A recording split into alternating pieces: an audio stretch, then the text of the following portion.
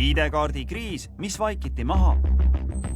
Pealtnägija käsutuses paberid näitavad, et aastate jooksul oli ID-kaardiga rohkem jamasid, kui avalikkus teab. Mul on väga suur rõõm, et riik on lõpuks nende üksikute räpaste saladustega, mis sinna kappi kogemata on tekkinud, on lõpuks kapist välja tulnud. Meie küll ei leia, et Eesti riik oleks olnud nendest turvanõrkustest süüdi. Sel kolmapäeval kell 20.05 küsime, mis garanteerib, et midagi sarnast ei kordu täna.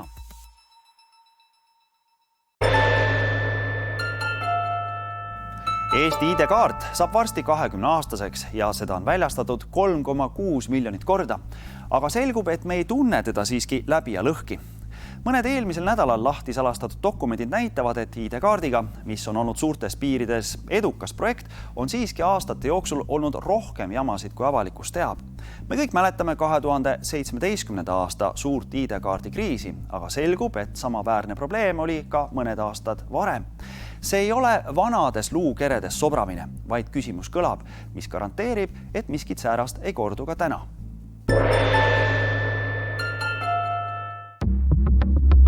Minu arvates Eesti ID-kaart on üks paras ime.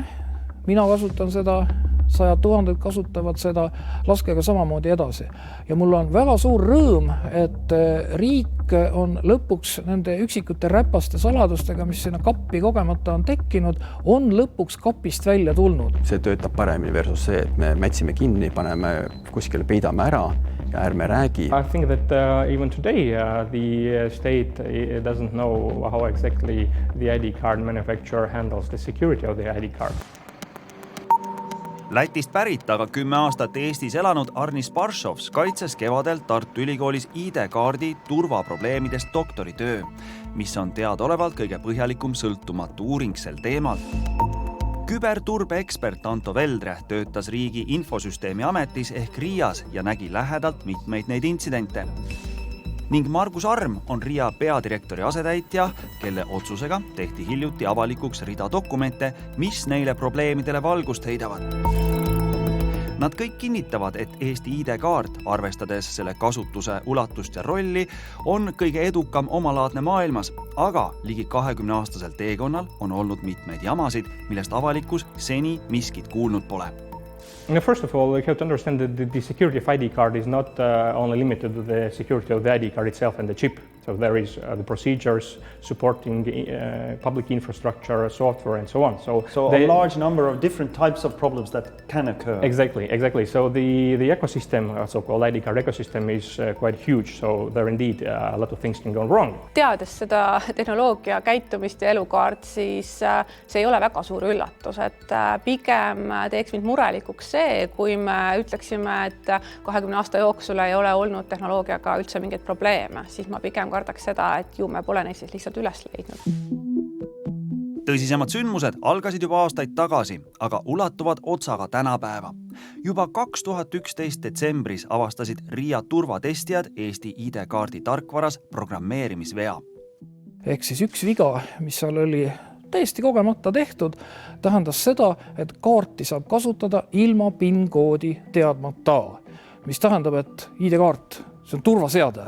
Tegelikult ei täitnud oma funktsiooni turvaseadmena, vaid oli lihtsalt mingi asi, kui sa ta kätte saad, siis sa saad temaga sisse.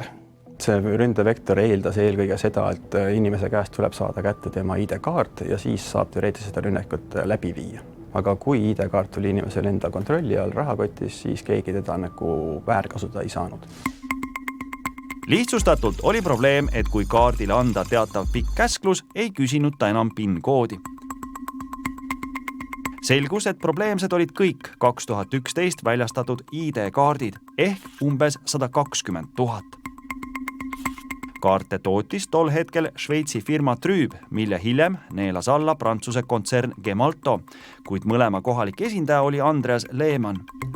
Šveitslane nõustub küll pealtnägijaga rääkima, aga mitte kaamera ees intervjuuga, viidates konfidentsiaalsusele, aga ka traumale, mille järgnevad sündmused põhjustasid. Ta viitab, et osaliselt olid süüdi algsed hanketingimused ja Eesti riigi aja jooksul muutunud soovid, kuid möönab, et viga tõepoolest tehti. Kriitikute sõnul polegi üllatav, et mingeid nõrkusi tekib, aga suurem probleem oli, kuidas edasi käituti.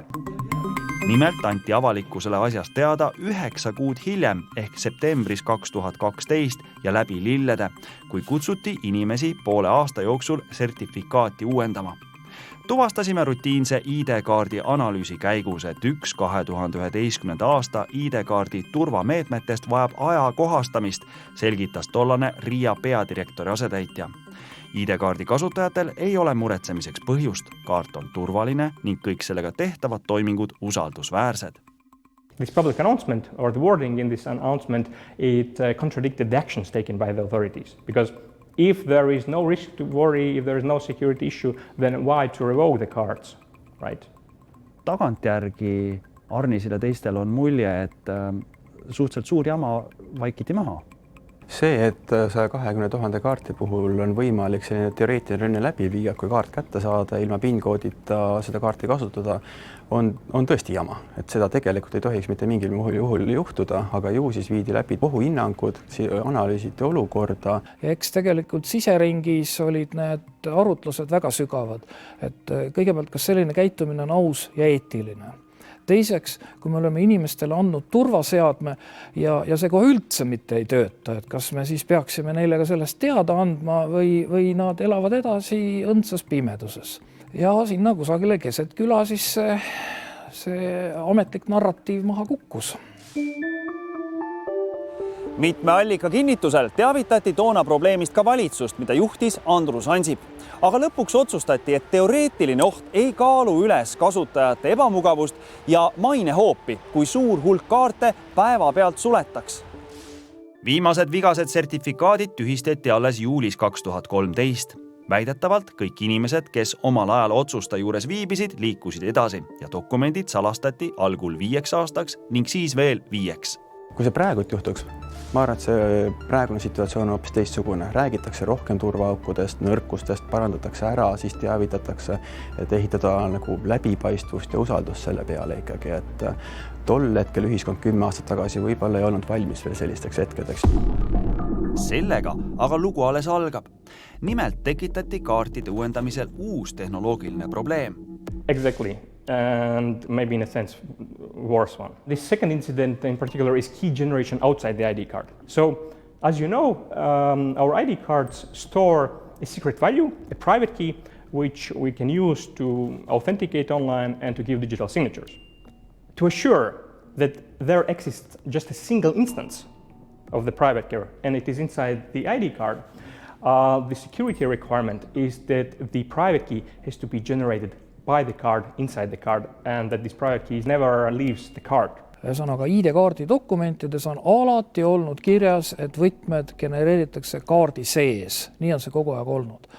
Aga ühel hetkel, ütleme siis, erinevate probleemide tõttu ja vajaduse tõttu kaartide väljastamist jätkata. Mis siis, et sul on probleem, mis siis, et sul ei ole uut programmi, aga on kaarte, sest inimesed vajavad neid ju.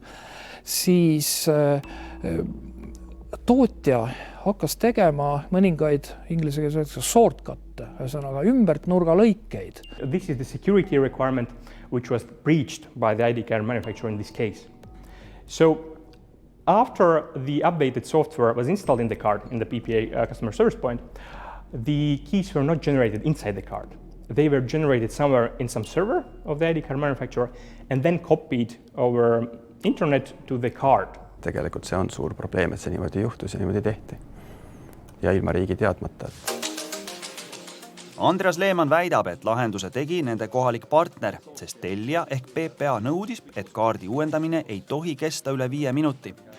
Šveitslase sõnul ei teadnud ka tema, et see saavutati privaatvõtme kiibi välise genereerimisega. Mina ütleksin, see on puhtalt tootja probleem. Selle asemel, et öelda kallis tellija, et nüüd on midagi liiga suureks läinud, kas mahud või nõuded. Selle asemel tema ütles yes sir ja muudkui trükkis uusi kaarte juurde meetoditega, mis paraku enam kusagile ei kõlvanud. Most likely, we would never have discovered about this malpractice of the ID card manufacturer if or had not the ID card manufacturer made a fatal mistake.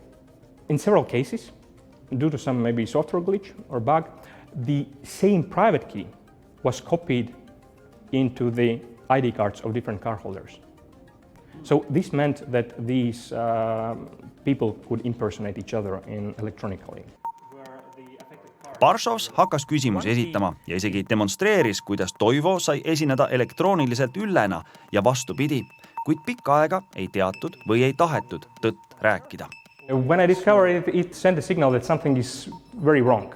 When I found it, my initial thought was that this is known by the authorities and by the ID card manufacturer. Later I learned that the authorities were not informed about this. Tõde tuli ilmsiks jaokaupa. 2017 suve lõpus puhkes mäletatavasti suur ID-kaardi kriis, mis puudutas 750 000 inimest. Ehkki mõlemal puhul oli kaarditootja sama firma, on oluline rõhutada, et probleemi sisu erineb. Kui 2011 oli vaja rünnakuks kätte saada füüsiline kaart, siis 2017 sai e-identiteedi teoorias kaaperdada ilma kaarti omamata ja PIN-i teadmata. Kui 2011 seisnes viga Eestis loodud lahenduses, siis 2017 tuli nõrkus hoopis kiibi tootjalt välismaal. Ühest asjast tuleb aru saada, et paljude inimeste jaoks, kes on olnud selles tööstusharus sees, ei ole see 2011. aasta mure olnud kunagi saladus. Ja need, ütleme siis, arvukad kogemused, mis selle loo tagajärjel kõigil tekkisid, igaüks pidi ju mõtlema, et mis on ilus ja mida tohib ja kuidas ma järgmine kord teeksin. Ja need kogemused läksid asja ette 2017, siis kui me saime kõik teada sellest ID-kaardi, ütleme siis nii plastiku või tootja jamast. See oli üks põhjusi, miks 2017 esiteks sellist mõtet ka ei tekkinud, et hoiame seda salajas. Kõik juba teadsid, millega see lõpeb, milliste, kuidas öelda, süümepiinade ja kohtluste ja kõige muuga, et selline mõte visati kohe aknast välja. Ja teine asi, need stsenaariumid, et mida selles olukorras teha, kui sul on ikkagi väga suur mass kaarte, kipakad, ka see oli läbi mõeldud. Nii et mina ütlen nii, et kui seda 2011. aasta skandaali ei oleks olnud, siis 2017. aasta omaks me ei oleks üldse olnud valmis. Margus Arm asus Riasse tööle 2016 ja Krista Aas sai PPA peadirektori asetäitjaks 2017 kevadel ning sattusid otse möllu keskele. Olukord, kus poole elanikkonna e-identiteet läks välja vahetamisele, oli ka rahvusvaheline suur uudis. Kriisi tuules võeti aga uuesti luubi alla ka 2011 intsident ning nüüd avastati privaatvõtme loomine väljaspool kaarti. Meie saime seda teada 2018 aprilli lõpus ja samamoodi jällegi tänu teadlaste tööle meieni see info jõudis. What is very important to note is that this practice of generating the key outside the card was performed by the ID card manufacturer over a 5-year period. And none of the internal nor external security audits were able to discover this malpractice. So that's the main problem in your view. Exactly. And this highlights a very significant risk, actually, that no one knows what the ID card manufacturing is doing with the private keys, right? There is no one who controls it.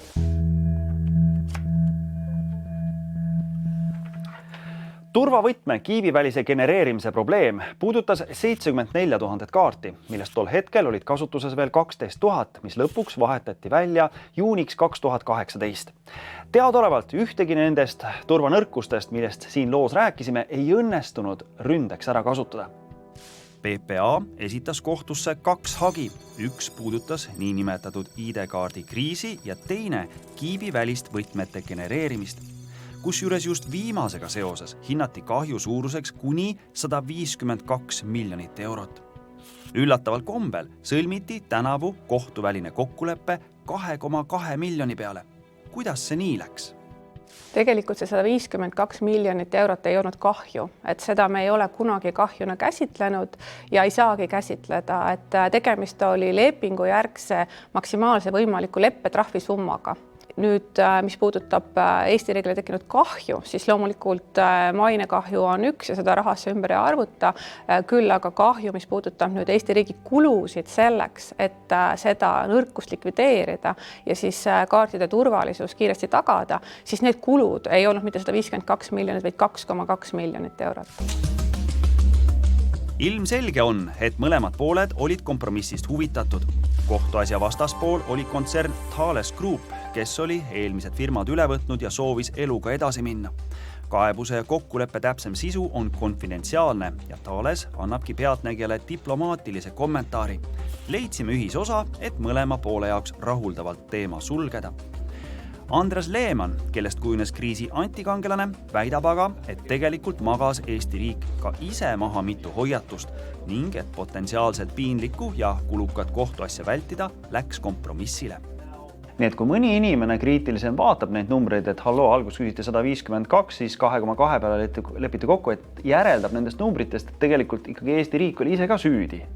Et need numbrid kõnelevad sellest, et te ise ikka mingi jama korraldasite. Mis te siis vastate? No eks selliste asjade pealt võib igasuguseid järeldusi teha, eks ju. Meie läksime kohtusse ainuüksi selle mõttega, et ikkagi meie lepingupartneri rikkumised saaksid tuvastatud ja meile siis vastavad kahjutasud või siis leppetrahvid määratud, et meie küll ei leia, et Eesti riik oleks olnud nendest turvanõrkustest süüdi. Miks me sellest kõigest ikkagi räägime? Selle aasta lõpus hakkas koitma aeg, mil mitme dokumendi salastusperiood lõpeb ja Riia otsustas mitte enam peitust mängida ning jagas dokumente ka Barshovsiga, et ta teeks sõltumatu analüüsi. Suur kohtuasi lahenes kompromissiga ja Eesti ID-kaarti toodab juba uus firma Ideemia ning väidetavalt palju rohkem kontrollitud standardi alusel. Kui teadlane kutsub üles, et kaarditootjat ei usaldataks pimesi, siis praktikud ütlevad, et päriselus ei ole võimalik Eesti riigil iga millimeetrit üle kontrollida. See maailm on keeruline ja usaldatakse väga palju sertifitseeritud tooteid. Saksa, Prantsusmaa, suurriikide suured laborid annavad sinna oma sertifikaadi peale. Eesti riigil ei ole sellist võimekust, et minna teha seda sama tööd veel paremini, leida need vead üles, mida see labor seal ei leidnud. Eesti riigil ja ka ühelgi teisel riigil maailmas ei ole seda suutlikkust ja ei ole ka otstarbekas kogu selle tehnoloogia nii-öelda paikapidavuse ja turvalisuse nõudeid ise lõpuni üle valideerida. Et see ongi see, mida me ostame siis üle maailma suurtelt tootjatelt, kes siis meile müüvad seda usaldusena. Mida me saame teha, on see, et me oma lepingud, millega me seda usaldust ostame, teeme väga läbimõeldult. See süsteem, mis meil Eestis on, isikukoodid, ID-kaart ja ID-kaardil põhinevad töövood. Välismaalased, kes meile tulevad, ei saa üldse sellest aru, aga meil on see igapäevane. Mina ütleks, et see on väike ime.